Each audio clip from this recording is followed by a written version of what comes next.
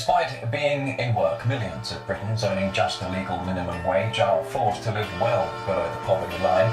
As the British government tries to deal with a huge budget deficit, planned cuts will force the UK's poorest even deeper into debt despair.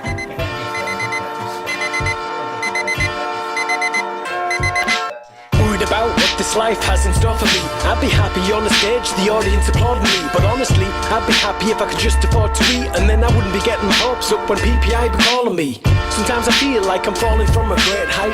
Sometimes I wonder if this is even real life. And if it is, it's been hit and miss. Never thought my life would turn out like this. We exist till we die, and in between we survive. Those words of truth really opened my eyes. I was caught up on a bad road, took a wrong turn, just a young man trying to survive in this dark world. Too many obstacles, hurdles I had to do.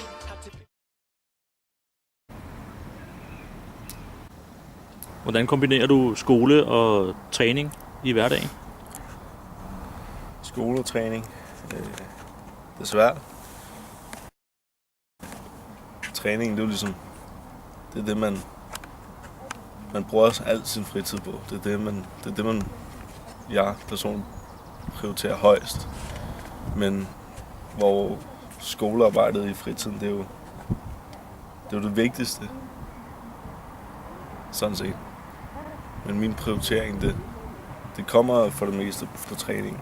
Fordi skolen det føler jeg lidt, det er noget jeg gør, når jeg er der.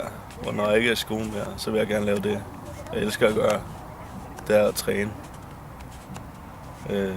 Men det er svært, fordi man bliver nødt til at få lavet sin lektie. Nogle gange får man ikke lavet alt sammen, på grund af netop sin træning. Den skal passes, og træningscenteret, det er jo ikke åbent hele natten. Man skal også sove. Sådan nogle ting der. Så det er svært, men jeg prøver.